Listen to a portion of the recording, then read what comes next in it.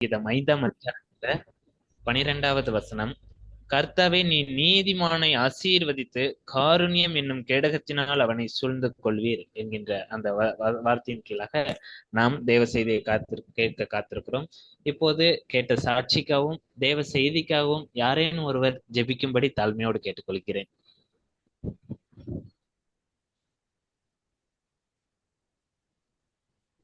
Krishnarajan aunty pray பண்ணுப்பா பண்ணு. Okay aunty. எங்களை அதிகமாக நேசிக்கிறேன் எங்கள் அன்பின் பரலோக தகப்பனேப்பா, நான் உண்மை நன்றியோட துதிக்கிறோம் சுவாமி. ஸ்தோத்திரம் ஆண்டவரே, நன்றி செலுத்துகிறோம்ப்பா. உங்களுடைய அன்பு எவ்வளவு பெரிதாக இருக்கு சுவாமி. விலையேற பெற்ற அன்புக்கு ஆண்டவரே, அந்த அன்பை தன்னலமற்ற அன்பை எங்களுக்கு நீ தந்த தேவன் சுவாமி. இந்த மகளோட சாட்சிக்காக உண்மை நன்றியோட துதிக்கிறோம்ப்பா. ஸ்தோத்திரம் ஆண்டவரே, நன்றி செலுத்துகிறோம்ப்பா. எவ்வளவு தனிமையான உணர்வுல ஆண்டவரே தகப்பனே, ஆண்டவரே தகப்பனே, அந்த குடும்பங்கள்ல தனிமையான உணர்வுகளையும் அந்த குற்ற ஒரு மனசாட்சினால பிள்ளைகள் எவ்வளவு கஷ்டப்பட்டு எந்த ஒரு கட்டுகள்னால ஆண்டவரே மன ரீதியாக நாங்க எவ்வளவோ குழப்பத்திலையும் மனவேதனையிலும் இருக்கல, எங்களுக்கு நீர் ஆறுதலின் தேவனாக இருக்கிறீர் சுவாமி. அந்த குற்ற மனசாட்சியிலிருந்து மகளை நீர் விடுதலை செய்தீர் சுவாமி. ஆண்டவரே தகப்பனே, அந்த மகளை எவ்வளவாக நீங்க பலப்படுத்தினீர் சுவாமி. ஆண்டவரே தகப்பனே, நீ எவ்வளவு நல்ல தேவனாக இருந்தீர் அந்த மகளோட வாழ்வில் சுவாமி. நீரே தாயும் தகப்பனுமாக இருந்து எல்லா சூழ்நிலையும் தாங்கி வந்ததற்காக நன்றி செலுத்துகிறது. தனிமை உணர்வுல இருந்து மகளை மீட்டெடுத்தீர் சுவாமி. நான் உன்னுடனே இருக்கிறேன் சொன்ன தேவன் ஆண்டவரே, மகளை அற்புதமாக நீர் பலப்படுத்தி வழிநடத்தி மட்டும் நீர் நடத்தி வந்ததற்காக நன்றி செலுத்துகிறோம் சுவாமி. ஆமாண்டவர், எத்தனை உறவுகள் இருந்தாலும் எல்லாவற்றுக்கும் மேலான தேவன் எங்களை எல்லா நேரத்திலையும் அரவணைக்கிறவரும் எங்களுக்காக உங்களுடைய ஜீவனே தந்தீரே சுவாமி. அப்பா, சிலுவையில நீர் எங்களுக்காக அப்பா தன்னையே அர்ப்பணித்தீரப்பா. அது எவ்வளவு பெரிய கிருபை சுவாமி, எப்ப ஏற்பட்ட ஒரு அன்பு சுவாமி. ஆண்டவரே, அந்த அன்பை மகளுக்கு நீ கொடுத்து பலப்படுத்தினதுக்காக நன்றி செலுத்துகிறோம் சுவாமி. நம்முடைய ஆண்டவரே தகப்பனே, அப்பா உங்களுடைய அன்புல நிலைநிற்க அந்த குடும்பத்தை நீர் வைத்ததுக்காக நன்றி செலுத்துகிறோம். மகளை அற்புதமாக நீர் வழி நடத்தி வருகிறீர், அதற்காக ஸ்தோத்திரம் ஆண்டவரே. அவங்க ஊழியத்தெல்லாம் ஆசீர்வதிங்க, அவங்க கணவர் பிள்ளைகளை அதிகமாக பலப்படுத்தி காத்துக்கொள்ளுங்க. மகள் இருக்கிற இடத்தெல்லாம் நீங்க ஆசீர்வதிங்க, அவங்களுடைய பிரயாசத்தெல்லாம் நீங்க ஆசீர்வதிக்குமாறு ஜெபிக்கிறேன். இப்பொழுது நம்முடைய பிள்ளை மூலமாக நீங்க பேசிட்டு இருக்கிற வார்த்தைக்காக உண்மை நன்றியோடு துதிக்கிறோம் சுவாமி. அப்பா தகப்பனே, இந்த வார்த்தையை நீர் ஆசீர்வதிங்க, ஒவ்வொரு வார்த்தையும் ஆசீர்வதித்து தருமாறு ஜெபிக்கிறோம் சுவாமி. மகளை நீர் உடைய சிலுவையில் நிழலில் மறைத்து நீர் வெளிப்படும் சுவாமி. நீர் பேசும், நீர் மகிமைப்படும் சுவாமி. உடைய வல்லமை விளங்கப்படும்பா ஆண்டவரே. உடைய பிள்ளை அபிஷேகித்து நீர் வழி நடத்தும், நீர் மாத்திரம் மகிமைப்படும் சுவாமி. எல்லா துதிகன மகிமையெல்லாம் அப்பா உமக்கே செலுத்துகிறோம். மீட்பர் ரட்சகருமாகிய எங்கள் இயேசு கிறிஸ்துவின் ஈடு இணையற்ற நாமத்தில் ஜெபிக்கிறேன் எங்கள் ஜீவனுள்ள நல்ல பிதாவே, amen. Amen. Amen. Thank you so much aunty. தேவனுக்குள் பிரியமானவர்களே, நாம் சாட்சியை தொடர்ந்து தேவ செய்தியை கொடுக்க அக்கா காத்திருக்காங்க. கர்த்தரின் காருண்யம் என்ற தலைப்பின் கீழாக நாம் தேவ செய்தியை கேட்போம். ஓவர் டு சிஸ்டர் செல்வி அவர்கள். Praise the Lord. இன்று நான் தெரிந்து கொண்ட டாபிக் கர்த்தரின் காருண்யம், கர்த்தருடைய அன்பு. சங்கீதம் 5:12 வாசிப்போம். கர்த்தாவே நீர் நீதிமானை ஆசீர்வதித்து காருண்யம் என்னும் கேடகத்தினால் அவனை சூழ்ந்து கொள்வீர். இந்த சாப்டர் எழுதுனது டேவிட். எப்படிப்பட்ட ஒரு சூழல்ல எழுதுறாருன்றத நம்ம பார்ப்போம். சோ 1 சாமுவேல் 15ஆம் அதிகாரத்தை நம்ம பார்க்கும் பொழுது 6ஆம் வசனத்தை பார்த்தீங்கன்னா, அப்சலோம் இஸ்ரவேல் மனுஷருடைய இருதயத்தை கவர்ந்து கொண்டான் அப்படின்றத குறித்து நம்ம பார்க்கலாம். ஏன்னா இவர் தாவீது ஒரு ராஜாவாக இருக்கிறார், மக்களால தேர்ந்தெடுக்கப்பட்டவர், ஆண்டவர் தேர்ந்தெடுத்திருக்கிறாரு. எல்லாருக்குமே தாவீதை ரொம்ப பிடிக்கும். ஆனா இப்படிப்பட்ட ஒரு சூழல்ல அப்சலோம் இஸ் சேஞ்சிங் எவ்ரிதிங். அங்க இருக்கிற மக்கள் மனதை எல்லாத்தையுமே மாற்றார். தன்னை கவரக்கூடிய வகையில அப்சலோம் எல்லாத்தையுமே மாற்றிக்கொண்டு இருக்கிறார். இது நம்மளுக்கு புதிது இல்லையா? நம்ம இந்த மாதிரி ஒரு சூழலை நம்ம பார்த்திருப்போம். மக்கள் எப்படி இருக்கிறாங்க, எப்படி மக்களை தன்னை கவர்றதுக்காக அவங்க என்னென்ன செய்யறாங்க, எப்படி மனிதர்களுடைய எண்ணத்தை எப்படி எல்லாம் திசை திருப்புறாங்கன்றத நம்ம பார்த்திருப்போம். இங்கு அப்சலோம் மனுஷருடைய இருதயத்தை கவர்ந்து கொண்டான். இஸ்ரவேலில் 13வது வசனத்தை பார்த்தீங்கன்னா, இஸ்ரவேலில் ஒவ்வொருவருடைய இருதயம் அப்சலோமை பற்றி போகிறதை காணலாம் அப்படின்னா, அந்த அளவு அவன் செய்கையில தீவிரமா இறங்கி எல்லாருடைய இருதயத்தை கூட கவர் பண்ற அளவுல அவர் மாற்றிக்கொண்டு இருந்தாரு. 14வது வசனத்தை பாருங்க. அப்பொழுது தாவீது எருசலேமிலே தன்னிடத்தில் உள்ள தன்னுடைய எல்லா ஊழியக்காரரையும் நோக்கி, எழுந்து ஓடி போவோம், இல்லாவிட்டால் நாம் அப்சலோமுக்கு தப்ப இடமில்லை. அவன் தீவிரித்து நம்மிடத்தில் வந்து நம்மை பிடித்து நம்மேல் பொல்லாப்பு வர பண்ணி நகரத்தை பட்டய கருக்கினால் சங்காரம் பண்ணாதபடிக்கு தீவிரமாய் புறப்படுங்கள் என்றான். சோ தாவீது எப்படிப்பட்ட ராஜா, எப்படிப்பட்ட ஒரு மனுஷன், அவரை பத்தி நம்ம எல்லாருக்குமே தெரியும். ஆனா இந்த இடத்துல பாருங்க, நடுங்கி போயிருக்காரு. உயிர் பயம் அவருக்கு வந்துருச்சு. நம்ம இங்க இருந்து கிளம்பி போயிடலாம் அப்படின்னு சொல்லிட்டு சொல்றாரு. 17வது வசனத்தை பார்த்தீங்கன்னா, ராஜாவும் சமஸ்த ஜனங்களும் கால்நடையாய் புறப்பட்டு சற்று தூரமாய் போய் ஓர் இடத்திலே தரித்து நின்றார்கள். இப்படிப்பட்ட ஒரு நடுக்கமான ஒரு சிச்சுவேஷன் இல்லையா? ஒரு உயிர் பயம்ன்றது நம்ம எவ்வளவு பேருக்கு நம்ம வந்திருக்குன்னு தெரியல. நீங்க எல்லாம் பார்த்திருக்கீங்களான்னு தெரியல. இல்ல உங்களுடைய ஃப்ரெண்ட்ஸ், ரிலேட்டிவ்ஸ், இல்ல நீங்க ரோட்ல டிராவல் பண்றீங்க. சோ இப்படிப்பட்ட காட்சிகளை வந்து நீங்க பார்த்திருக்கீங்களான்னு தெரியல. அப்படி பார்த்திருக்கும் போது விக்கெட் ஷேரிங் இல்லையா, நம்ம உடலே வந்து நடுங்கிடும். சோ இவர் என்ன பண்றாருன்னா, அந்த அளவு வந்துட்டு டேவிட வந்து நடுங்க வச்சு உயிர் பயத்தையே வந்துட்டு அவர் காமிச்சிருக்காரு. ஆனா அந்த மாதிரி ஒரு சிச்சுவேஷன்ல கூட டேவிட் எப்படிப்பட்டவரா இருக்கிறாரு பாருங்களேன். ஜபம் செய்கிறவர், யாரை நாடி போறாரு பாருங்க, ஆண்டவரை நாடி போகிறார். சோ அது வந்து எவ்வளவு ஒரு ஸ்பெஷல்ல, எப்படிப்பட்ட ஒரு சிச்சுவேஷன் இருக்கு. அவருடைய உயிர் போற சிச்சுவேஷன், எல்லாரும் தரத்துறாங்க, என்னென்னவோ அந்த இடத்துல நடக்க போகுது. இது எல்லாம் தெரிஞ்சும் அவருடைய மைண்ட் எங்க இருக்குன்னா ஆண்டவர் மேல. சோ அது பிரசன்ஸ் ஆஃப் மைண்ட். ஆண்டவரை நேசிக்கிறவர்களால் மட்டுமே எப்படிப்பட்ட ஒரு சிச்சுவேஷனா இருந்தாலும் ஆண்டவர்கிட்ட போகலாம், ஆண்டவர்கிட்ட சொல்லலாம், ஆண்டவர் கேட்பாரு, ஆண்டவர் நம்மளுக்கு பதில் கொடுப்பாரு, ஆண்டவர் நம்மளை பாதுகாப்பார் அப்படின்ற ஒரு எண்ணம் வந்து ஆண்டவருக்குள்ள இருக்கிற மக்களுக்கு மட்டும்தான் வந்துட்டு வரும். சோ இங்க டேவிட் வந்து அப்படியாக வந்துட்டு அவர் சொல்றாரு. சோ இந்த வசனத்தை பாருங்களேன், எப்படி இருக்க.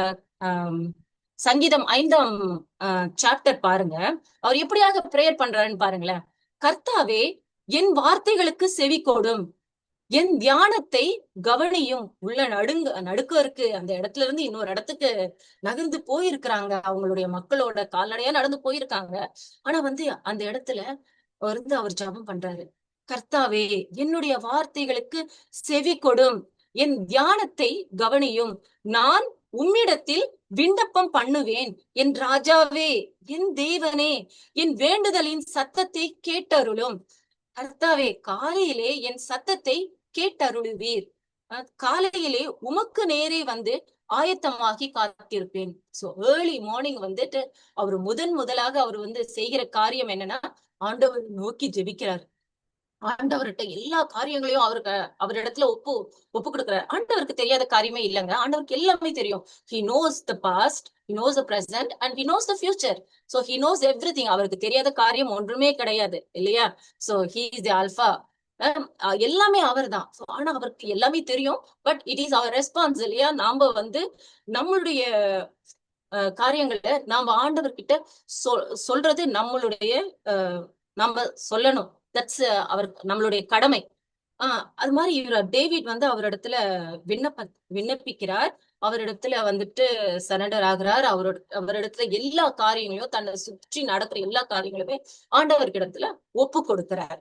சோ 8வது வசனத்தை பாருங்களேன். அவர் வந்து என்ன நடக்குதுன்றதையும் அவருக்கு தெரியும், காடுக்கு தெரியும். But still he says it out. என்ன சொல்றாரு பாருங்க. கர்த்தாவே, என் சத்துருக்களின் நிமித்தம் என்னை உம்முடைய நீதியிலே நடத்தி எனக்கு முன்பாக உம்முடைய வழியை செவ்வைப்படுத்தும். எனக்கு எதுவுமே செவ்வையாவே இல்ல, எல்லாம் ஒஸ்டா நடந்துட்டு இருக்கு அவரை சுத்தி. சோ இந்த நேரத்துல என்னுடைய வழியை நீங்க செவ்வைப்படுத்தும் அப்படின்னு சொல்லிட்டு சொல்றாரு. 9ல பாருங்க, அவர்கள் வாயில் உண்மை இல்லை, அவர்கள் உள்ளம் கேடுபாடு உள்ளது. ஏன்னா அப்சலோம் சொல்ற காரியங்கள்ல எதுவுமே வந்து உண்மை கிடையாது. அவருக்கு இவரை பற்றி குறையா சொல்லி இவருடைய நேம ஸ்பாயில் பண்ணிட்டு அவர் ராஜாவா ஆகணும்ன்ற எண்ணத்தோட மட்டும்தான் அவர் செயல்பட்டு கொண்டே இருக்கிறார்கள். அதனால அவரை சுற்றியுள்ள மக்கள் எல்லாமே வந்து அப்படிதான் இருக்கிறாங்க. சோ he says, அவருடைய வாயில் உண்மை இல்லை, அவர்கள் உள்ளம் கேடுபாடு உள்ளது, அவர்கள் தொண்டை திறக்கப்பட்ட பிரேத குழி, தங்கள் நாவினால் இச்சகம் பேசுகிறார்கள். 11வது வசனத்தை பார்த்தீங்கன்னா, உம்மை நம்புகிறவர்கள் யாவரும் சந்தோஷித்து எந்நாளும் கம்பீரிப்பார்களாக. சோ அவருக்கு நல்ல ஆண்டவருக்குள்ள ஆழமா he's rooted deeply in God. அதனால அவர் சொல்றாரு எப்படின்னா, உம்மை நம்புகிறவர்கள் யாவரும் எந்நாளும் எப்பொழுதுமே கம்பீரிப்பார்களாக, நீர் அவர்களை காப்பாற்றுவீர். எவ்வளவு பெரிய ஹோப் இல்ல. சோ நீங்க கண்டிப்பா அவங்கள காப்பாற்றுவீங்க. உங்களை நம்பி இருக்கிறவங்கள நீங்க காப்பாற்றுவீங்க அப்படின்னு சொல்லி சொல்றாரு. உம்முடைய நாமத்தை நேசிக்கிறவர்கள் உமக்குள்ள களி கூறுவார்கள். அவங்க எப்பவுமே சந்தோஷமா இருப்பாங்க. நீங்க அவங்களை என்ன நேசிக்கிறீங்க, நீங்க அவங்கள காப்பாற்றுவீங்க. சோ அப்படின்ற ஒரு நம்பிக்கையிலே தான் இந்த டேவிட் இந்த அதிகாரத்தை எழுதுறாரு. கடைசியில் இந்த வசனத்தை குறித்துதான் நம்ம பார்க்க போறோம். 12வது வசனம், கர்த்தாவே நீர் நீதிமானை ஆசீர்வதித்து காருணியம் என்னும் கேடகத்தினால் அவனை சூழ்ந்து கொள்வீர். சோ இப்போ இங்க நீதிமானை ஆசீர்வதித்தன்னு சொல்லியிருக்கு. ஏன்னா அவர் தன்னை நீதிமானாக தான் கருதுகிறார் இல்லையா? அதனாலதான் அவர் நம்பிக்கையோட அவரு பிரேயர் பண்றாரு. என்னன்னா, நீதிமானை ஆசீர்வதித்து அப்படின்னு சொல்றது. யாருங்க நீதிமான்? இப்ப நாம எல்லாம் இருக்கோம், நீங்க பாத்துட்டு இருக்கீங்க, கேட்டுட்டு இருக்கீங்க. சோ நீங்க யோசிச்சு பாருங்களேன், நீங்க எல்லாம் நீதிமானுங்களா? நான் நீதிமானா? நீங்க நீதிமானா அப்படின்னு கேட்டா நீங்க என்ன சொல்வீங்க? கொஞ்சம் தயக்கமா இருக்கும்ல, யோசிப்பீங்க. எப்படி நான் I am perfect, I am righteous, நான் எப்படி அப்படி சொல்லுவேன் அப்படின்ற ஒரு தயக்கம் இருக்கும் இல்லையா? ஆனா சிலர் யோசிக்கலாம், இல்ல நான் கர்த்தருக்குள் நான் நீதிமானாதான் இருக்கிறேன் அப்படின்னு கூட நீங்க சொல்லலாம். ஆனா வேதாகமம் வேதாகமம் என்ன நீதிமானை குறித்து சொல்கிறது என்பதை நம்ம பார்க்கலாம். இப்போ ஆதியாகமம் எடுத்துக்கொள்ளுங்க. ஆதியாகமம் 15:6 அந்த வசனத்தை நம்ம வாசித்து பார்க்கலாம். அவன்ன்றது ஆபிரகாம் கர்த்தரை விசுவாசித்தான், அதை அவர் அவனுக்கு நீதியாக எண்ணினார். சோ யாரு இங்க நீதிமான்னு சொல்லி சொல்றாங்க? நீதிமானா இருக்கிறதுக்கு நம்ம என்ன பண்ணணும்? சிலர் சொல்லுவாங்க, நான் பெர்ஃபெக்டா இருக்கிறேன், நான் எல்லா காரியங்களிலும் பெர்ஃபெக்டா இருக்கேன், என்னை பத்தி யார் வேணாலும் கேட்டு பாருங்க, நான் எவ்வளவு ஒரு நல்ல பர்சனா இருக்கேன், என்னை குறித்து எல்லாருமே, நான் வேலை செய்யற இடத்துல சரி, நான் இருக்கிற இடத்துல சரி, நான் எல்லா இடங்களிலும் நீங்க என் ஃப்ரெண்ட்ஸ் கிட்ட கேட்டு பாருங்க, எல்லாருமே என்னை பத்தி பெர்ஃபெக்டா சொல்லுவாங்க. சோ அப்ப நான் நீதிமான் தான் அப்படின்னு கூட சிலர்லாம் சொல்லிக்கலாம். பட் ஆனா இங்க அப்படி நீதிமானா ஆக முடியாது. ஆண்டவர் என்ன சொல்றாருன்னா, கர்த்தரை விசுவாசித்தான், அதை அவர் அவனுக்கு நீதியாக எண்ணினார். சோ நீங்க ஆண்டவரை விசுவாசிக்கிறீங்களா? நான் ஆண்டவரை விசுவாசிக்கிறேன், நீங்க எல்லாருமே ஆண்டவரை விசுவாசிக்கிறீங்களா? சோ நம்ம எல்லாருமே நீதிமான்கள் தான். சோ ஆண்டவருடைய பாதையில ஆண்டவரை ஏற்றுக்கொண்ட பிள்ளைகள் நாம் அனைவருமே கர்த்தருடைய பார்வையில நீதிமான்களாக காணப்படுகிறோம் என்று ஆண்டவர் சொல்றாரு. So we are all children of God. So நம்ம எல்லாருமே நீதிமான்கள் தான் அப்படின்னு சொல்லிட்டு ஆண்டவர் சொல்றாங்க. சோ அப்போ யாருக்கு ஆசீர்வாதம் இருக்கு சொல்லுங்க பாக்கலாம். யாரெல்லாம் ஆசீர்வதிக்கப்பட்டாங்க? சோ இந்த ஆசீர்வாதம் யாருக்கெல்லாம் செல்லுது? சோ எப்படி இவரு தாவீது ரொம்ப தைரியமா சொல்றாரு, நீதிமானை ஆசீர்வதித்துன்னு சொல்லி எப்படி தைரியமா சொல்றாரு? Because he believes. ஏன்னா நாம ஆண்டவருடைய பிள்ளைகளா இருக்கிறோம், ஆண்டவர் பிள்ளைகளா இருப்பதனால கண்டிப்பா அந்த ஆசீர்வாதம் நமக்கு உண்டு அப்படின்றத தைரியத்துல அவர் சொல்றாரு.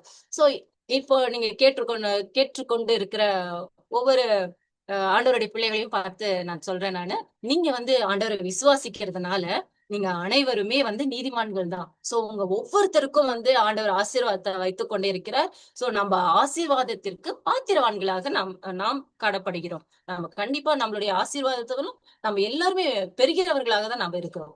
அடுத்த வசனத்தை பார்க்கலாம். ரோமர் 4ஆம் அதிகாரம் 5ஆம் வசனத்தை பார்ப்போம். ஒருவன் கிரியை செய்யாமல் பாவியை நீதிமானாக்குகிறவனிடத்தில் விசுவாசம் வைக்கிறவனாய் இருந்தால் அவனுடைய விசுவாசமே அவனுக்கு நீதியாய் எண்ணப்படும். சோ இந்த ரோமன்ஸ் 4:5 பாக்குறோம் என்னன்னா, விசுவாசமே அவனுக்கு நீதியாக எண்ணப்படும். சோ நம்ம பாவியா தான் இருக்கிறோம். எப்பதுல இருந்து பாவியா இருக்கோங்க? நான் சொல்ல இல்ல நான் பாவி கிடையாது அப்படின்னு சொல்ல முடியுமா? இல்ல. சோ ஒருத்தர் பாவம் செஞ்சவங்களா இருக்காங்க, இன்னொருத்தவங்க பாவம் செய்யாதவங்களா இருக்கிறாங்க அப்படின்னு நம்ம சொல்ல முடியுமா? இல்ல. நம்ம பிறப்புல இருந்தே நம்ம எல்லாருமே பாவிகளா தான் இந்த உலகத்துல பிறந்திருக்கோம். சரி, ஆண்டவர் வந்து ஆதாம கிரியேட் பண்ணாங்க. ஆதாம் கிரியேட் பண்ணப்போ ஆதாம் ஏவாள கிரியேட் பண்ணாங்க. சோ அவங்களே வந்து பாவத்துல விழுந்துட்டாங்க. சோ அதுல இருந்து மனுஷ வம்சம் எல்லாருமே வந்து நம்ம பாவிகளா தான் இருக்கோம். So there is no righteous. யாருமே வந்து ரைச்சியஸ் பர்சனே கிடையாது. சோ நம்ம எல்லாருமே பாவிகளா தான் இருக்கிறோம். ஆனா நம்ம விசுவாசம் அவர் மேல வைக்கும் பொழுது நான் நம்மளுடைய நீதி வந்து என்ன ஆகுதுன்னா, ஆஹ் அவரு அவர் வந்து ஆசீர்வாதத்துக்கு நம்ம ஆசீர்வாதம் பெறுகிறவர்களாக நம்ம ஆஹ் மாறப்படுகிறோம். சோ அடுத்தது ரோமன்ஸ் 3 அதிகாரம் 23 வசனம் 24 வசனத்தை குறித்து பார்ப்போம். எல்லாரும் பாவம் செய்து தேவ மகிமையற்றவர்களாகி,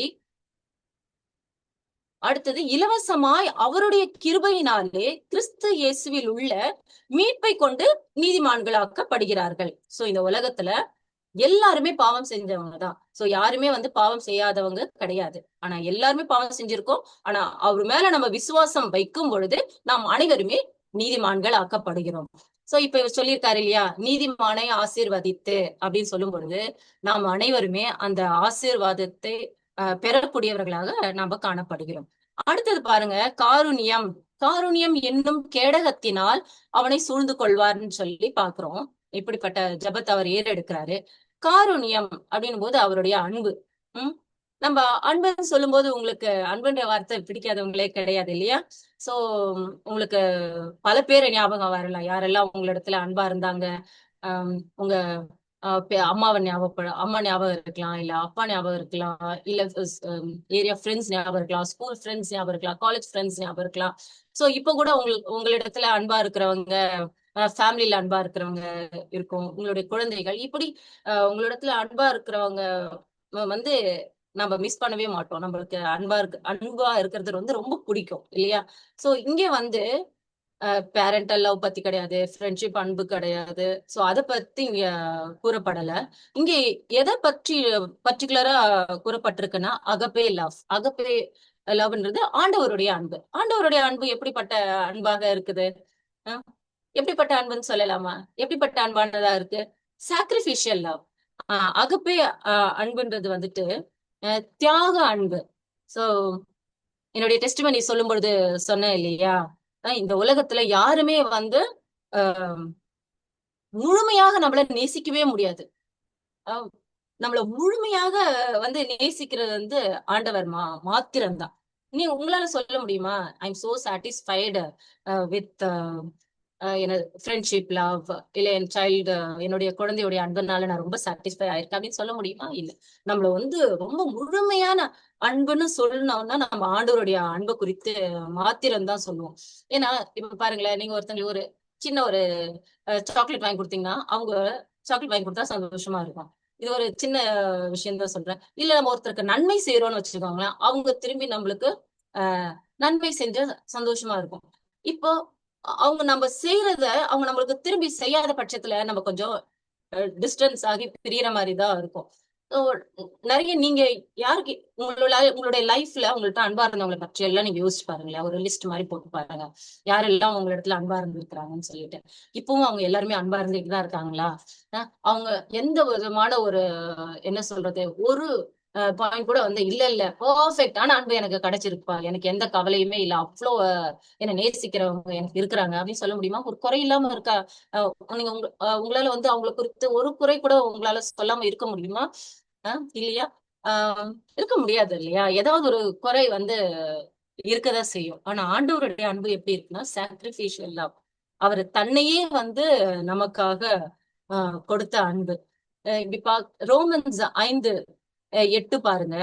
நாம் பாவிகளா இருக்கையில் கிறிஸ்து நமக்காக மரித்ததினாலே தேவன் நம்மேல் வைத்த அவருடைய அன்பை விளங்கம் பண்ணினார்.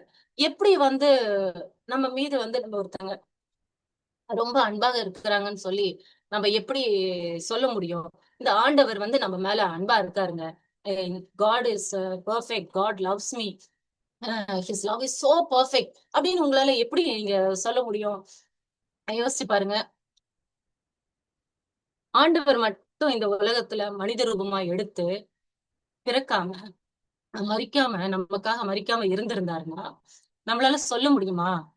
என்ன இவருடைய அன்பு பெர்ஃபெக்டான அன்புன்றத நம்மளால வெளிப்படையா சொல்ல முடியுமா? வெளிப்படையா சொல்றோமோ இல்லையோ, மனசால நம்மளால உணர முடியுமா? இல்லையா, உணர முடியாது. சோ நாம பாவிகளா இருக்கையில் எப்படின்னா, ஆஹ் ஆதாம்ல இருந்து எல்லாருமே பாவம் செய்து தேவ மகிமை அற்றவர்களாக தான் நாம இருக்கோம். இப்படி தேவ மகிமை அற்றவர்களாக நாம காணப்படும் பொழுது நம்ம ரைச்சியஸ் மக்களா இல்ல.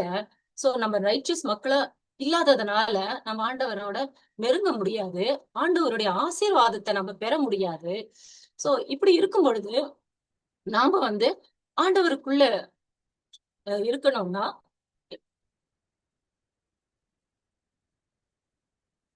நம்ம ஆண்டவருடைய அன்பை நாம புரிந்து கொள்ளணும். நம்ம எப்படி ஆண்டவருடைய அன்பை புரிந்து கொள்ள முடியும்னா, வேத வசனத்தின் மூலமாக மட்டுமே நம்மளால ஆண்டவருடைய அன்பை புரிந்து கொள்ள முடியும்.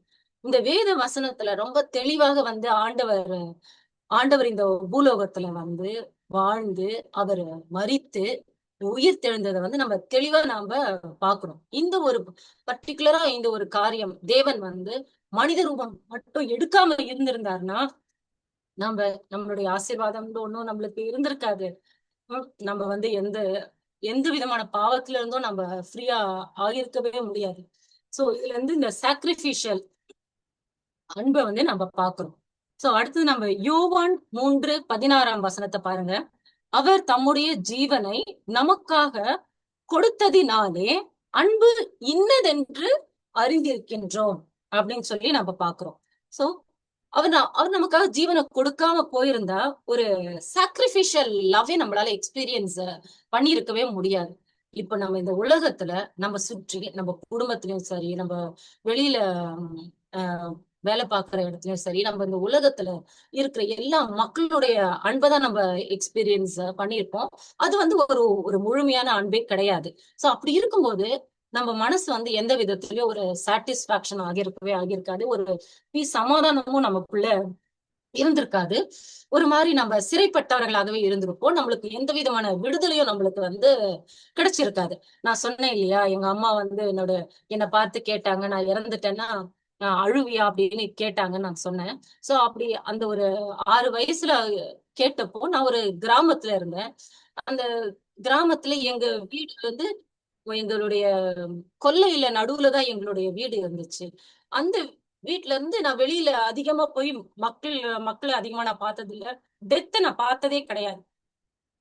அப்படி இருக்கும் பொழுது என்னால எப்படி புரிஞ்சுக்க முடியும் ஒரு டெத், மரணம்? எங்க அம்மா இறக்க போறாங்க, எங்க அம்மா என் கூட இல்லாமலே போக போறாங்க, என் லைஃப்ல நான் தனிமையாக்கப்பட்ட போறேன். ஒரு சின்ன ஒரு 6 வயசுல இருந்து ஒரு கேர்ள் வாலிப வயசை கடக்கணும், அதுக்கப்புறம் வளரணும். இப்பெல்லாம் இன்னும் ஈவன் குழந்தை பிறந்தா கூட அம்மா வீட்டுல இருந்து பாத்துக்கிறாங்க. சோ அப்படி எல்லாம் இருக்கு இல்லையா? சோ இவ்வளவு காரியங்களை நான் மிஸ் பண்ண போறேன்றது எனக்கு அந்த சின்ன வயசுல ஒரு 6 வயசுல எனக்கு தெரியுமா? தெரியாது இல்லையா? ஆனா அதுக்கப்புறம் நான் ஹோம்க்கு போன பிறகு அப்ப நான் சொல்லலையேன்றது வயசு ஒரு டீனேஜ் காலத்துல நான் அவ்வளவு எனக்குள்ள அவ்வளவு ஒரு டென்ஷன் இருந்துச்சு. என்னால என்னுடைய குடும்பம், எங்க அப்பா, என் தம்பி, நானு, எங்க பாட்டி எல்லாருமே ஸ்கேட்டர் ஆயிட்டோம். நாங்க ஒரு குடும்பமாவே இல்லாம எல்லாத்துக்கும் காரணம் நானா இருக்கிறேன் அப்படின்ற என்னுடைய எண்ணங்கள் என்ன அழுத்தி கொண்டே இருந்துச்சு. பட் நான் ஒரு இந்த ஆண்டவருடைய அன்பை குறித்து சொல்ற ஒரு இடத்துல கேட்கிற ஒரு இடத்துல நான் இருந்ததுனால லாங் ஃபேஸ் தான் கூப்பிடுவாங்க. எப்பவுமே சேடா இருப்பா இவ, எப்பவுமே அழுதுகிட்டே இருப்பா, யாரு கூடயுமே பேச மாட்டா, பழக மாட்டா, பாரு இவ எல்லாருமே எவ்வளவு ஹாப்பியா இருக்காங்க, ஆனா இவ மட்டும் இப்படி இருக்காளே அப்படின்ற மாதிரிதான் சொல்லுவாங்க. ஆனா அப்படி ஒரு இடத்துல இருந்து நான் ஆண்டவரை நான் தெரிந்து கொண்டேன். அந்த ஆண்டவர் எனக்காக மரிச்சிருக்கிறார் அப்படின்றத நான் தெரிந்து கொண்டேன். அதை தெரிந்து கொண்ட பிறகு ஆண்டவர் என்னை விடுதலை செய்கிறார் அப்படின்றத நான் தெரிந்து கொண்டேன். இங்க என்ன மாதிரி பிரச்சனை பாருங்களேன். எல்லாரும் தப்பு பண்ணாதான் அந்த தப்புல இருந்து விடுதலை வேணும். ஆனா நான் ஒரு ஆஹ் எந்த ஒரு கில்ட் இருக்கும். ஆனா நான் எதுவுமே பண்ணல, எங்க மம்மி இல்லாம போயிட்டாங்களே, எங்க மம்மிக்கு நான் பதில் சொல்லாம போயிட்டேனே, அம்மா நீங்க எனக்கு வேணும், இறந்து போகாதீங்கன்ற வார்த்தையை நான் சொல்லாம போயிட்டேனே அப்படின்ற ஒரு தாட்டுக்குள்ள வந்து என் மைண்ட் எல்லாம் பிளாக் ஆயிருந்துச்சு. சோ ஆண்டவரை நான் தெரிந்து கொள்ளும் போது அதுல இருந்து நான் ஃப்ரீ ஆயிட்டேன். சோ என்னை எல்லாருமே பாக்குறவங்க எல்லாம் சொல்லுவாங்க, C she is happy child அப்படின்னா. சோ எல்லாருக்குமே என்ன ரொம்ப பிடிப்பாங்க ஹோம்ல இருக்கிறவங்களுக்கு. அப்ப நான் ரொம்ப அதுக்கப்புறமா ஆண்டவரை ஏற்றுக்கொண்ட பிறகு நான் ரொம்ப மிகுந்த சந்தோஷமா இருக்கிறவளாக நான் வந்து எல்லாருக்குமே நான் காணப்பட்டேன். சோ இங்க வந்து சச் அன் அமேசிங் காட் இல்ல. ஆஹ் எனக்கு இயேசு சுவாமி என்னுடைய அப்பா. ஏன்னா நான் மிஸ் பண்ணது எங்க பாட்டியை மிஸ் பண்ணேன்னு சொன்னேன். சிறு வயதுல பாட்டியை மிஸ் பண்ணேன். எங்க அம்மாவை நான் தவற விட்டுட்டேன். அடுத்தது எங்க அப்பாவோட இருக்க முடியல. ஏன்னா எங்க அப்பா ஹேண்டிகேப்டு, எங்களை பார்த்துக்கொள்ள முடியல. எங்க அப்பா ஸ்கூலுக்கு போயிருவாங்க. சோ நான் ஹோம்ல இருக்கும்போது அப்பா கூட இல்லையே, அம்மா கூட இல்லையே, தம்பி கூட இல்லையே, என்னுடைய பாட்டி கூட இல்லையே, இப்படி வந்து எல்லாரையும் நான் நினைச்சு நான் ரொம்ப அழுது கொண்டே இருந்தேன். பட் ஆனா அவங்கள இருந்திருந்தா கூட வந்து இந்த அன்பை வந்து என்னால உணர்ந்திருக்கவே முடியாது. சோ இவருடைய அன்பு எனக்கு யாரிடத்துல இருந்தும் வந்து என்னால பெற்றுக்கொண்டிருக்கவே முடியாது. சோ அப்பா வந்து என்னை சூஸ் பண்ணியிருக்காங்க ஏசப்பா. சோ என்னை சூஸ் பண்ணியிருக்காங்க. மேபி நான் சின்ன சைல்ட்ஹுட்ல இருந்து வந்த பாதைகள் வேணும்னாலும் அது கடினமான பாதைகளா இருந்திருக்கலாம். But I am so happy that I gone through இந்த மாதிரி ஒரு கால ஒரு காலகட்டத்திலையும் இப்படி அஹ், பாட்டி விட்டு பிரிஞ்சா இப்படி இருக்கும், அம்மா விட்டு பிரிஞ்சா இப்படி இருக்கும், அப்பாவை விட்டு பிரிஞ்சா இப்படி இருக்கும், தம்பியை விட்டு தம்பி கூட எப்பவுமே விளையாடிட்டு இருப்பேன் ஹாப்பியா, அவனை விட்டு பிரிஞ்சா இப்படி இருக்கும். சோ உறவுகளோட இருந்து அந்த உறவுகள் எல்லாம் ஒண்ணு ஒண்ணு ஒண்ணு ஒண்ணு ஒண்ணா அப்படியே விலகி போனா அது மனசுக்கு எப்படி இருக்கும், அது எந்த அளவு பாதிக்கும், அது எல்லாமே நான் எக்ஸ்பீரியன்ஸ் பண்ணிருக்கேன். சோ அது வந்து எனக்கு இப்போ நான் நினைக்கும் போது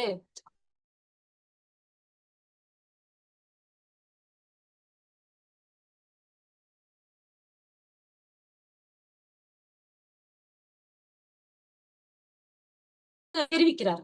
சோ அவருடைய அன்பு எப்படிப்பட்டதான அன்பா இருக்குன்னா, அவருடைய அன்பு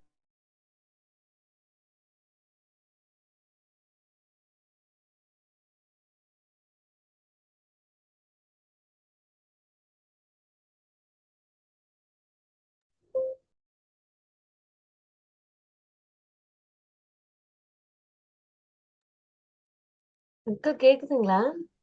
கோபி தம்பி கேக்கலீங்கக்கா. ஸ்டக்கா இருக்குல்ல தானே? yes அக்கா. Stuck करके I'm checking. ஓகே அண்ணா.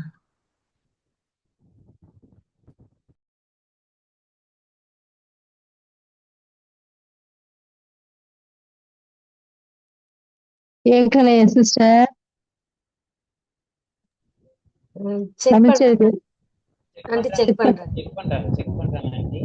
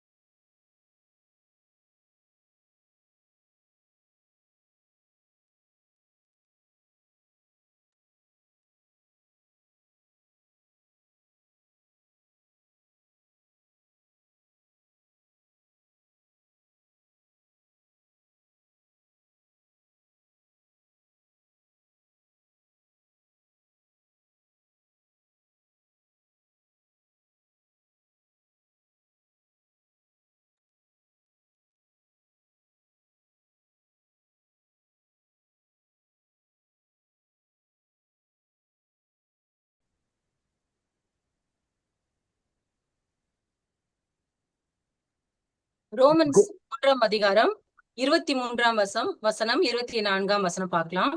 எல்லோரும் பாவம் செய்து தேவ மகிமையற்றவர்களாகி இலவசமாய் அவருடைய கிருபையினாலே கிறிஸ்து இயேசுவுக்குள் மீட்பை கொண்டு நீதிமான்கள் ஆக்கப்படுகிறார்கள். அப்படின்னு சொல்லி நம்ம ரோமன்ஸ் 3ஆம் அதிகாரம் 23, 24ஆம் வசனத்துல பார்க்கிறோம். சோ மனிதராகிய எல்லோருமே பாவம் செய்து தேவ மகிமையை அற்றவர்களாக தான் நம்ம காணப்படுகிறோம். என்னன்னா ஆடாம் ஆம், ஆ- ஆண்டவர் வந்து ஆம், மனிதனை கிரியேட் பண்ண அந்த டைமே ஆதாம் ஏவாள் அவங்க வந்து பாவத்துல விழுந்ததுனால இந்த உலகத்துல பிறக்கிற அனைவருமே வந்து நம்ம பாவத்துல விழுந்தவர்களாக தான் நம்ம காணப்படுறோம். சோ நம்ம எல்லாருமே பாவம் செய்து தேவ மகிமையை அற்றவர்களாகிறோம். சோ நம்ம வந்து நீதிமான்கள்னு சொல்லி நம்ம சொல்லவே முடியாது. பட் ஆனா என்ன ஆகுதுன்னா 24வது வசனத்தை பார்க்கும் பொழுது இலவசமாய் அவருடைய கிருபையினாலே கிறிஸ்து இயேசுவில் உள்ள மீட்பை கொண்டு நம்ம இயேசுவில் உள்ள மீட்பை கொண்டு நீதிமான்கள் ஆக்கப்படுகிறோம்.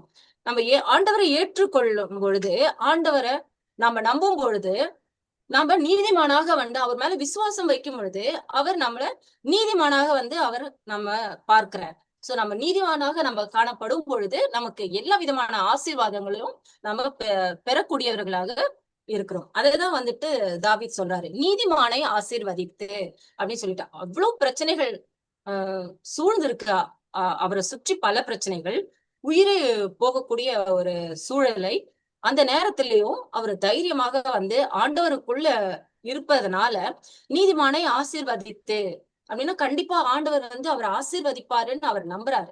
அந்த நம்பினதுனாலதான் அந்த ஜபத்தை வந்து ஆண்டவர் இடத்துல அவர் ஏறெடுக்கிறார். அடுத்தது நம்ம காருண்யம் அப்படின்ற வார்த்தையை நம்ம பார்க்கிறோம். அவர் யூஸ் பண்ற வார்த்தை நீதிமானை ஆசீர்வதித்து காருண்யம் என்னும் கேடகத்தினால் அப்படின்னு சொல்றத நம்ம பார்க்கிறோம். காருண்யம் என்றால் என்ன? காருண்யம் என்பது அன்பு. இந்த உலகத்துல நம்ம எல்லா விதமான பலதரப்பட்ட வந்து அன்பை நம்ம பார்த்திருப்போம். நம்ம ஒருத்தவங்கள்ட்ட நம்ம அன்பை குறித்து நம்ம கேட்டோம்னா ஒவ்வொருத்தவங்களும் அவங்களோட எக்ஸ்பீரியன்ஸ், அன்பு எப்படிப்பட்ட அன்பு வந்து அவங்களுக்கு கிடைக்க பெற்று இருக்கு அப்படின்றத பத்தி ஒவ்வொருத்தரும் வித்தியாசமாக வந்து சொல்லுவாங்க. ஆனா இங்க வந்து எப்படிப்பட்ட அன்பை குறித்து வந்து இங்க தாவீது கூறுகிறார் என்றால் காருண்யம் அன்பு. இது என்னன்னா agape love, God's love is love வந்து completely different from the human love. நாம மனிதர்களிடத்தில் பெறக்கூடிய அன்பு கிடையாது. பெற்றோரிடத்துல நீங்க அன்பை பெற்று இருப்பீங்க, உங்களுடைய கிராண்ட் பேரண்ட்ஸ், உங்களுடைய ரிலேட்டிவ்ஸ், உங்க ஃப்ரெண்ட்ஸ், உங்க சில்ட்ரன், இவங்க மூலமா வந்து உங்களுக்கு ரொம்ப அழகான அன்பு வந்து உங்களுக்கு கிடைச்சிருக்கும். பட் ஆனா இப்படிப்பட்ட ஒரு அன்பு வந்து உங்களுக்கு கிடைச்சிருக்காங்க. That only if you taste and see you can understand how the God's love is. அந்த எக்ஸ்பீரியன்ஸ் வந்து நம்ம காணா மாத்திரமே வந்து நம்மளால வந்து புரிந்து கொள்ள முடியும். சோ இங்க வந்து அகப்பே லவ் என்றால் என்ன? அகப்பே அன்புன்றது வந்துட்டு தியாக அன்பு. இது வந்து தெய்வீக அன்பு, ஆண்டவருடைய அன்பை மட்டும்தான் அகப்பே லவ்னு சொல்லி நம்ம சொல்றோம். இது வந்து என்னன்னா அன்கண்டிஷனல் லவ், சாக்ரிஃபிஷியல் லவ். இத வந்து நீங்க இந்த உலகத்துல ஒருத்தரும் பார்த்திருக்கவே முடியாது. யாராவது ஒருத்தர் சொல்ல முடியுமா எனக்கு பெர்ஃபெக்டான அன்பு வந்து கிடைச்சிருக்கு இவங்கள்ட்ட இருந்து? இப்ப நீங்க ஒருவேளை சிறு பிள்ளையா இருந்து நீங்க கேட்கலாம், வாலிப வயசுல இருக்கிறவங்க கேட்கலாம், இல்ல வயதானவங்களா இருக்கிறவங்க கேட்கலாம். சோ உங்களுடைய லைஃப்ல இந்த காலகட்டம் வர நீங்க சொல்ல முடியுமா, இல்ல எனக்கு நான் பெர்ஃபெக்ட் அன்பு வந்து எனக்கு கிடைச்சிருக்கு, I am so satisfied with love whatever I have received அப்படின்னு நீங்க சொல்ல முடியுமா? சொல்ல முடியாது இல்லையா? ஏன்னா இந்த உலகத்துல நம்ம அன்புன்னு சொல்லும் பொழுது அது எல்லாமே வந்து நமக்கு கிடைக்கிற அன்புகள் எல்லாமே வந்து முழுமையான அன்பே கிடையாது. So the perfect love is only agape love. That's a God's love. That's a sacrificial love. So நம்ம இந்த வசனத்துல நம்ம பார்க்கலாம். ரோமன்ஸ் 5:8 பார்த்தீங்கன்னா, நாம பாவிகளாய் இருக்கையில் கிறிஸ்து நமக்காக மரித்ததினாலே தேவன் நம்மேல் வைத்த அவருடைய அன்பை விளங்க பண்ணினார் அப்படின்னு சொல்லி நம்ம பார்க்கிறோம். நாம பாவிகளாய் இருக்கையில் ஏன்னா எல்லாருமே பாவிகள் தானே. இயேசு சுவாமி இந்த உலகத்துல மட்டும் வந்து பிறந்து வாழ்ந்து உலகத்துல மரிக்காம இருந்திருந்தா நம்மளால வந்து இப்படிப்பட்ட ஒரு சாக்ரிஃபிஷியல் லவ் வந்து நம்மளால சாக்ரிஃபிஷியல் அன்பை வந்து நம்ம கண்டிருக்கவே முடியாது, நம்மளால உணர்ந்திருக்கவே முடியாது. அது மாத்திரமல்ல, நம்ம பாவிகளா கேட்கல பிரதர். கேக்குதுங்க ஆண்டி, தெளிவா கேக்குதுங்க. நல்லா கேக்குதுங்க ஆண்டி. சத்தமே கேட்கல. அக்கா அக்கா நீங்க நல்லா வால்யூம் இன்க்ரீஸ் பண்ணி பாருங்க, எங்களுக்கு நல்லா கேக்குது. நல்லா கேக்குது. நல்லா கேக்குது. என்ன வரணும்னு தெரியல சிஸ்டர். நல்லா கேக்குதுங்க சிஸ்டர். செல்விகா நீங்க வால்யூம் இன்க்ரீஸ் பண்ணுங்க உங்க போன்ல. செல்வி இல்ல இதே நல்லா கேக்குது கிளியரா. செல்வி ஆண்டி உங்களுடைய வால்யூம் இன்க்ரீஸ் பண்ணிக்கோங்க. அக்கா பேசுறது நல்லா கேக்குது. அதாவது அக்கா பேசுறது செல்வி அக்கா, ஆமா கேக்குறவங்க செல்வி ஆமா, அக்கா. அதனால கன்ஃபியூஸ் ஆயிடுவாங்க. அதனால கன்ஃபியூஸ் ஆகாதீங்க. கேக்குற ஆமா, செல்வி அக்கா வந்து வால்யூம் இன்க்ரீஸ் பண்ணிக்கோங்க, பேசுற செல்வி அக்கா வாய்ஸ் நல்லா நல்லா கேக்குது. கேக்குது, சரிங்களா? நல்லா கேக்குது. ஓகே. சோ நம்ம அகப்பே அன்பு குறித்து நம்ம இப்ப பார்க்கிறோம். அகப்பே அன்புன்றது அன்கண்டிஷனல் லவ், சாக்ரிஃபிஷியல் லவ். இது இந்த உலகத்துல மனிதர்களிடத்திலோ சரி, இந்த யார் இடத்துல இருந்தோ நம்ம பெற முடியாத ஒரு அன்பு ஆண்டவருடைய அன்பு. ஏன்னா ஆண்டவர் வந்து இந்த உலகத்துல பிறந்து நமக்காக மறிச்சதுனால மாத்திரமே இந்த ஒரு சாக்ரிஃபிஷியல் லவ் வந்து நம்மளால எக்ஸ்பீரியன்ஸ் பண்ண முடியுது. சோ அதுதான் நம்ம இந்த வசனத்தை நம்ம பார்த்தோம். ரோமர் 5:8 பாவிகளா இருக்கையில், ஏன்னா பாவிகள் வந்து இயேசு சுவாமி மாத்திரம் இந்த உலகத்துல வந்து மரித்து உயிர் தெழாம இருந்திருந்தா நம்ம எப்பவுமே பாவிகளா மாத்திரம் தான் இருந்திருப்போம். நமக்கு இந்த சாக்ரிஃபிஷியல் லவ் வந்து நம்மளால உணர்ந்திருக்கவே முடியாது. பாவிகளா அப்படி இருக்கும் பொழுதே கிறிஸ்து நமக்காக வந்து மரித்தார் இல்லையா? நம்ம பாருங்களேன், நம்ம ஒருத்தட்ட நன்மையா இருக்கும் பொழுது நம்ம கிட்ட ஒருத்தங்க நன்மையா இருப்பாங்க. ஆனா இதே ஒருத்தவங்கள்ட்ட நம்ம ஆஹ் நல்லா பழகலன்னு வச்சுக்கோங்களேன், நம்ம நன்மையான காரியத்தை நம்ம செய்யலன்னு வச்சுக்கோங்களேன், அவங்க நம்ம இடத்துல அன்பா இருப்பாங்களா? மேபி சிலர் இருக்கலாம். ஏன்னா சிலர் வந்து மனிதநேயம் உள்ள மக்களா இருப்பாங்க. சிலர் எந்த விதமான எதிர்பார்ப்பும் இல்லாம ஓரளவு வந்து டு டு சம் எக்ஸ்டென்ட் வந்து அவங்களால வந்து அன்பா இருக்க முடியும். ஆனா நம்ம பாவிகளா இருக்கும் பொழுதே ஆண்டவர் வந்து நம்ம அவ்வளவு ஒஸ்டா இருக்கும். நம்ம இஸ்ரவேல் மக்கள் எல்லாம் பார்த்திருக்கோங்களா, ஒவ்வொரு முறையும் வந்து ஆண்டவர் வந்து எப்படியோ வந்து அவங்கள வழி நடத்தி கொண்டு வராரு. ஆனா ஒவ்வொரு முறையும் நம்ம பாக்குறோம் அவங்க வந்து புலம்புறதும், அவங்க வந்து ஆண்டவரை விட்டு விலகுறதும், இப்படியா இருக்கிறது ஆண்டவர் நல்லா எக்ஸ்பீரியன்ஸ் ஆயிட்டே இருந்திருக்காரு.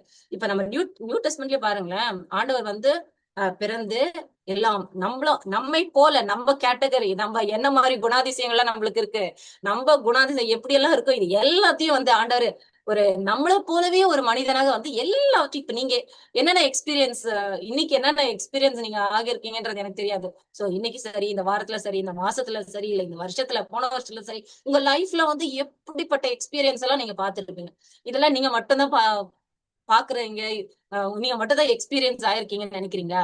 இல்ல, நம்ம காட், நம்மளுடைய தேவன், நம்மை படைத்த தேவன் இந்த உலகத்துல 100% மனுஷனாக பிறந்து எல்லாத்தையும் வந்து அவரும் வந்து துரோகம், கஷ்டம், வலி, ஏமாற்றுதல், இப்படி எல்லாத்தையும் வந்து அவரும் வந்து எக்ஸ்பீரியன்ஸ் ஆகியிருக்காரு. சோ அவர் வந்து ஜஸ்ட் ஒரு தேவனா வாழ்ந்து அப்படியே ரொம்ப ஒரு கஷ்டமும் படாம, எந்த விதமான நம்ம அனுபவிச்ச எந்த துன்பமும் அனுபவிக்காம ஈஸியா வந்துட்டு அவரு தெய்வீகமா வந்து மறிச்சு அப்படியே போயிடல.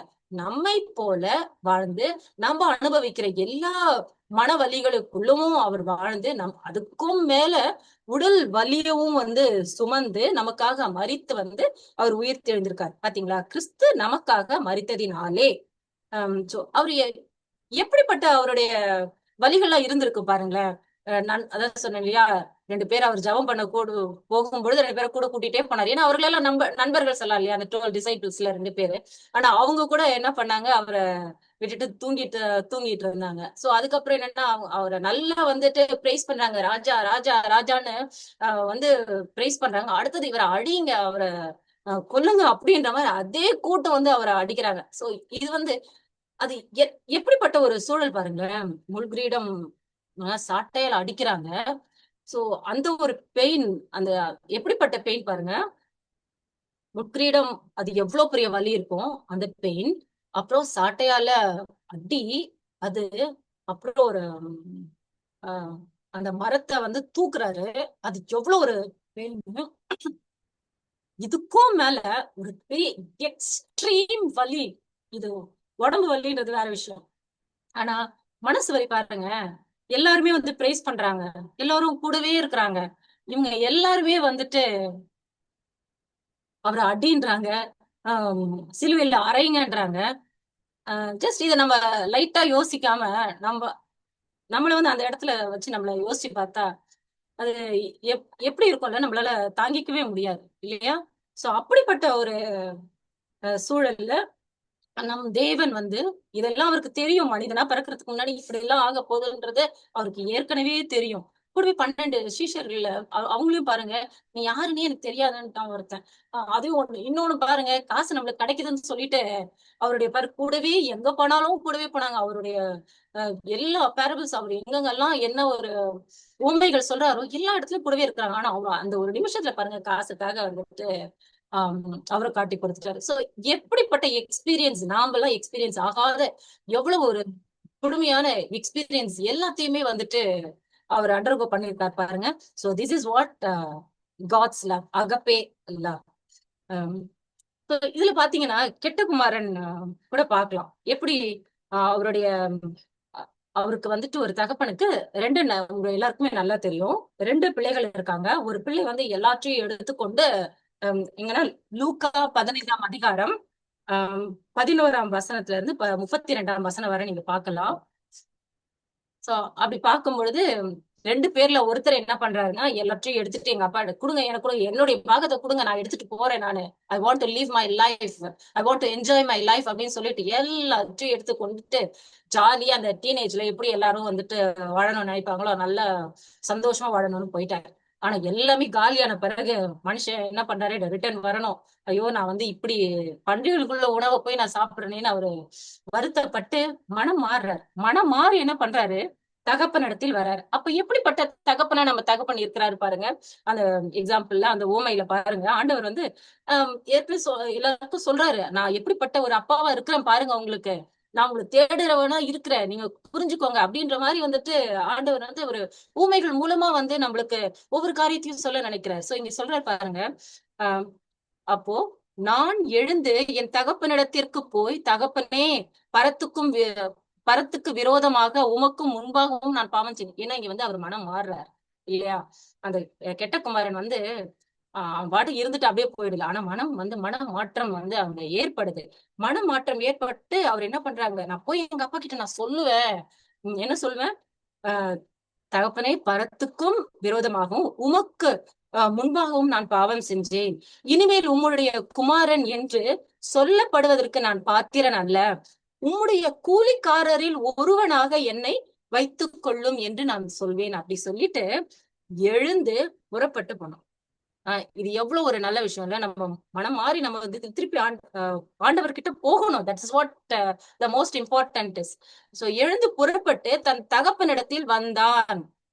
எவ்வளவு என்னெல்லாம் பேசினா இவன், அப்பாவை எவ்வளவு எல்லாம் வருத்தப்பட வச்சா, இவ்வளவும் பண்ணிட்டு இருக்கிற போர்ஷனையும் வாங்கிட்டு விட்டுட்டு எவ்வளவு மனம் நொந்து போயிருப்பாரு. பிள்ளை வீட்டை விட்டு போனா அப்பாவுக்கு தகப்பனுக்கு எவ்வளவு வருத்தமா இருக்கும், பிள்ளை எங்க போனானோ, எப்படி இருக்கானோ, எப்படி கஷ்டப்படுறானோ, எல்லாம் வருத்தம் இருந்திருக்கும். அவங்க வீட்டுல அவ்வளவு வேலைக்காரர்கள் இருக்கிறாங்க.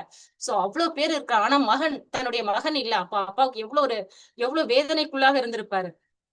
வீட்டுல கொஞ்ச நேரம் குழந்தை பக்கத்து ரூம்ல இருக்கிறவங்க போய் பார்த்து இல்லைனாலே நம்மளுக்கு மனசு பதச்சு போயிடுது, ஐயோ பிள்ளை வீட்டுல இல்லையே அப்படின்னு சொல்லிட்டு. சோ அப்ப அந்த அப்பாவுடைய மனசு எவ்வளவு வேதனைப்பட்டிருக்கும் இல்லையா? சோ அப்போ அந்த நேரத்துல அவர் திரும்பி வரான் பாருங்க, பரவாயில்ல, அவன் மனம் திரும்பி வரான். எழுதி புறப்பட்டு தன் தகப்பனிடத்தில் வந்து அவன் தூரத்தில் வரும் பொழுதே என்ன பண்றாரு பாருங்க. அப்பாவுடைய அன்பு எப்படி இருக்கு பாருங்க, நம்ம தகப்பனுடைய அன்பு, நம் தேவனுடைய அன்பு எப்படிப்பட்டதாக இருக்கு பாருங்க. தகப்பன் அவனை கண்டு மனதுருகி ஓடி அவன் கழுத்தை கட்டிக்கொண்டு அவனை முத்தம் செய்தான் அப்படின்னு சொல்லி. சோ ஃபாதர் லவ் எப்படிப்பட்டதா இருக்கு பாருங்க.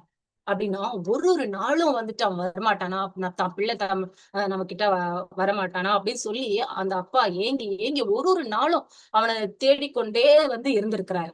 அந்த தேடிக்கொண்டே இருந்த மாத்திரத்துல அவன் வந்த உடனே அவனை கரெக்டா கண்டுபிடிச்சு அவனை கட்டி அணைச்சு அவனுக்கு முத்தம் கொடுத்து எதுவுமே கேட்கலாங்க. நீ இப்படி விட்டுட்டு போனல, காசு எல்லாத்தையும் எடுத்துட்டு போனல, இவ்வளவு தூரம் போன, இத்தனை நாள் வந்துட்டு ஓடி போய் சந்தோஷமா இருந்து திரும்பியா வந்த, அப்படி எதுவுமே கேட்கவே இல்லை. எப்படி இருக்காரு பாருங்க. நம்மளுடைய ஆண்டவர் நம்மளுடைய பாவத்தை மன்னிக்கும் போது நம்ம என்னென்ன பாவம் செஞ்சோமோ அது எல்லாத்தையும் நம்மளுக்கு லிஸ்ட் போட்டு நம்மளுக்கு வந்து திருப்பி கேட்க போறதே கிடையாது. அவர் மேல விசுவாசமா நம்ம அவருக்கு திரும்பி வந்தாலே போதும் அவருக்கு. சோ அப்படி வந்து வரும்பொழுது அன்பான தேவன் நம்ம சாக்ரிபிஷியல் லவ் உள்ள நம்மளுடைய தேவன் அவர் வரும்பொழுது திருப்பி வந்து அணைத்து கொண்டார். சோ இதுதான் வந்து கருணையின் அன்பு. சோ இததான் வந்துட்டு அவரு சொல்றாரு. காருண்யம் என்னும் கேடகத்தினால் அவனை சூழ்ந்து கொள்வீர். சோ அவர் வந்து தாவீது வந்து அப்படிப்பட்ட ஒரு சிச்சுவேஷன், பயத்துல நடுங்கின ஒரு சிச்சுவேஷன், தன்னுடைய மகன்கிட்ட இருந்தே எஸ்கேப் ஆகிற ஒரு சிச்சுவேஷன், தன்னுடைய ராஜா வந்து தன்னுடைய மக்கள் எல்லாருமே அவருக்கு அகேன்ஸ்டா மாறின ஒரு சிச்சுவேஷன் எப்படி இருக்கும் பாருங்க. அப்படிப்பட்ட ஒரு சூழல்ல எடுத்துக்கிற ஒரு ஜபம் பாருங்க. நீதிமானை ஆசீர்வதித்து அவனை ஆசீர்வதித்து கேடகத்தினால் அவனை சூழ்ந்து கொள்வீர் அப்படின்னு சொல்லிட்டு சொல்லியிருக்காங்க. சோ அதே போல கேட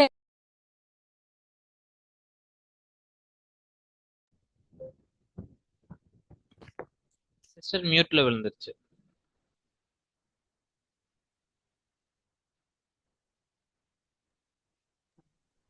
Unmute yourself. Okay okay. கேடயம் என்று பார்க்கும் பொழுது Hebrew word shield, Hebrew word வந்து சின்னா. அதனுடைய கேடயம் என்றால் என்னன்னா முழு உடலையும் காக்கும் பெரிய கேடயத்தை குறிக்கிறது. சோ இது வந்து ஜஸ்ட் ஒரு நம்ம பார்த்து பாதுகாத்துக் கொள்வதற்காக நம்ம வந்து ஒரு ஷீல்டு நம்மள ப்ரொடெக்ட் பண்றதுக்காக நம்ம எல்லாருமே யூஸ் பண்றதை நம்ம பார்த்திருப்போம். இங்க வந்து என்னன்னா இது ஜஸ்ட் ஒரு ஃப்ரண்ட் மட்டும் கிடையாது, உடலை முழுக்க சுற்றி வந்து இது என்ன நம்ம பாதுகாத்து கொள்ளுமா. சோ ஆண்டவருடைய அன்பு எப்படி இருக்குன்னா ஜஸ்ட் ஒரு பக்கம் மட்டும் இல்ல, எல்லா சிச்சுவேஷன்லயும் எத்தா மாதிரி ஒரு சிச்சுவேஷன் வந்தாலும் அவரை நம்ம நம்பும் போது அவரை நம்ம ட்ரஸ்ட் பண்ணும் பொழுது எப்படிப்பட்ட ஒரு சூழலா இருந்தாலும் என்ன மாதிரி ஒரு சூழலா இருந்தாலும் நம்மளை சுற்றி வந்து அவருடைய அன்பு வந்து பாதுகாப்பா ஒரு ஷீல்டா வந்து நமக்கு இருக்கும் அப்படின்னு சொல்லிட்டு தாவீது வந்து நம்புறாரு. இதனால் தேவனுடைய கிருபை வந்து என்ன ஆகும்னா முன் பின் மேல் எல்லா திசைகளிலும் வந்துட்டு அவருடைய அன்பு வந்து காருண்யம் வந்து அவங்களை வந்து ப்ரொடெக்ட் பண்ணும் அப்படின்னு வந்து சொல்றாங்க. சோ இப்ப நம்ம என்ன பார்த்தோம்னா தேவனுடைய நீதிமானை ஆசீர்வதித்து காருண்யம் என்னும் கேடகத்தினால் அவனை சூழ்ந்து கொள்வீர் அப்படின்னு வந்துட்டு தாவீது வந்து ஜெபம் செய்கிறார். சோ இதுல நாம என்னன்னா நாம தான் வந்து நீதிமான்கள், நாம் அனைவரும் வந்து நீதிமான்களாக நம்ம ஆண்டவரை நம்புறதுனால நம்ம அனைவருமே நீதிமான்களாக நம்ம காணப்படுகிறோம்.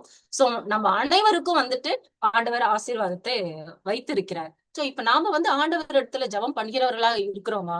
ஒவ்வொரு நாளும் இவர் பாருங்க அப்படிப்பட்ட ஒரு சூழலிலும் காலையில எழுந்துச்சு அவர் வந்து எல்லா காரியங்களும் ஆண்டவருடைய கையில வந்து அவர் ஒப்பு கொடுக்கிறார். சோ அது மாதிரி நாம வந்து ஒப்பு கொடுக்கிறவர்களா இருக்கிறோமா? தினந்தோறும் காலையில நம்மளுடைய நாளை வந்து ஆண்டவருடைய கையில ஒப்பு கொடுக்கிறவரா இருக்கிறோமா? தேவன் நம்ம நீதிமான்கள் ஆக்குகிறார். விசுவாசத்தின் மூலம் தேவன் நம்மை அளவற்ற அன்பால வந்து நம்ம நேசிக்கிறாரு. அந்த அன்பு வந்து நமக்கு கேடகமாக இருந்து நம்மை பாதுகாக்கிறது. சோ இன்றைக்கு நாம வந்து யோசிக்க வேண்டிய விஷயம் என்னன்னா நாம தேவனை நம்புகிறோமா? அவருடைய அன்புக்குள் நம்ம வாழ்கிறோமா? ஏன்னா நம்ம சொல்லலாம் நான் வந்து ஆண்டவருடைய பிள்ளை, நான் அன்புக்குள்ளதான் வாழறேன் அப்படின்னு சொல்லலாம். ஆனா நம்மளுடைய டெய்லி லைஃப்ல எவ்வளவோ சிச்சுவேஷன்களை நம்ம ஃபேஸ் பண்றோம். சோ அந்த டைம்லலாம் நம்ம அனலைஸ் பண்ண வேண்டியிருக்கு. நான் இந்த சிச்சுவேஷன்ல நான் ஆண்டவருக்குள்ள வாழறேனா? ஏன்னா நான் ஆண்டவருக்குள்ள வாழறவங்களா இருந்தாக்க, ஆண்டவருக்குள்ள வாழ்கிறவர்களாக நாம் இருந்தால் நாம எப்படி இருப்போம்? தாவீது மாதிரி இருப்போம். எப்படி நம்ம ஆண்டவரை நம்புவோம், விசுவாசிப்போம், அவரிடத்துல எல்லாவற்றையும் நம்ம ஒப்பு கொடுப்போம். அவருடைய அன்புனால நம்ம ஷீல்டு மாதிரி அவர் நம்மள ப்ரொடெக்ட் பண்ணுவாருன்றத நம்ம நம்புவோம். சோ இது சொல்லி என்னுடைய ஆண்டவருடைய வார்த்தையை நான் முடித்துக் கொள்கிறேன். எப்பவுமே ஆண்டவரை நம்புகிறவர்களாகவும் ஆண்டவரை விசுவாசிக்கிறவர்களாகவும் தினமும் இருக்க வேண்டும் என்று சொல்லி முடித்துக் கொள்கிறேன். நன்றி.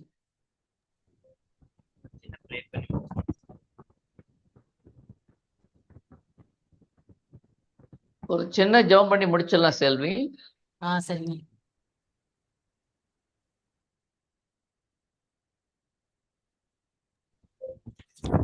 சிஸ்டர் நீங்க ப்ரே பண்ணி முடிச்சிருங்க. நீங்க தான். நீங்கதான். அன்புள்ள தகப்பனே, இந்த நல்ல நேரத்தை நீர் தந்தமைக்காக உம்மை நன்றியோடு துதிக்கிறோம் அப்பா. உம்மை ஸ்தோத்தரிக்கிறோம் தகப்பனே. நீர் எங்களை நேசிக்கிறவராக இருக்கிறீர் தகப்பனே, அதற்காக நன்றி செலுத்துகிறோம். நீர் ஆண்டவரே இந்த நேரத்திலும் தகப்பனே உம்முடைய வார்த்தையை ஆண்டவரே சப்பா, வார்த்தை மூலமாக ஆண்டவரே எங்களோடு பேசினதற்காக நன்றி தகப்பனே. தாவீதை போல ஆண்டவரே நாங்கள் ஆண்டவரே உம்மை நம்பி இருக்கிறவர்களாகவும் ஆண்டவரே சப்பா, ஒவ்வொரு நாளும் ஆண்டவரே ஒவ்வொரு செயலிலும் ஆண்டவரே நாங்கள் உம்மை நம்பி இருக்கிறவர்களாக காணப்பட ஆண்டவரே சப்பா, எங்களுடைய எண்ணங்களையும் ஆண்டவரே சப்பா, எங்களுடைய மனதையும் ஆண்டவரே சப்பா நீங்கள் திடப்படுத்த வேண்டுமாறு ஜெபிக்கிறோம் ராஜா. நீங்க கேட்டுக்கொண்டே இருக்கிற ஆண்டவரே சப்பா, ஒவ்வொரு மக்களையும் உங்களுடைய சமூகத்தில் அர்ப்பணிக்கிறோம். நீர் ஒவ்வொருவரையும் நீர் தெரிந்து கொண்டு இருக்கிறீர் ராஜா, அதற்காக நன்றி செலுத்துகிறோம். நீர் இவர்கள் ஒவ்வொருத்தரிடமும் ஆண்டவரே சப்பா நீர் பேச போகிறீர் என்பதை நாங்கள் அறிந்திருக்கிறோம் தகப்பனே. நீர் உண்மையுள்ள தேவனாய் இருக்கிறீர் ஆண்டவரே சப்பா, நீர் உயிர்த்தெழுந்த தேவனாய் இருக்கிறீர் தகப்பனே. ஒவ்வொருடைய உள்ளங்களிலும் ஆண்டவரே சப்பா நீர் கிரியை செய்கிற தேவனாய் இருக்கிறீர் தகப்பனே. நீர் மாத்திரமே ஆண்டவரே சப்பா சாக்ரிபிஷியல் லவ்வை எங்களுக்கு கொடுக்கிறவராக நீங்க காணப்படுறீங்க ராஜா, அதற்காக நாங்க நன்றி செலுத்துகிறோம் தகப்பனே. இந்த நாளிலும் ஆண்டவரே எங்களோடு இருந்து ஆண்டவரே எங்கள் மனதில் ஆண்டவரே நீங்க பேசினதுக்காக நன்றி செலுத்துகிறோம் தகப்பனே. எல்லாவற்றையும் நாமத்தில் வேண்டிக் கொள்கிறோம் பரம. ஆமென். ஆமென்.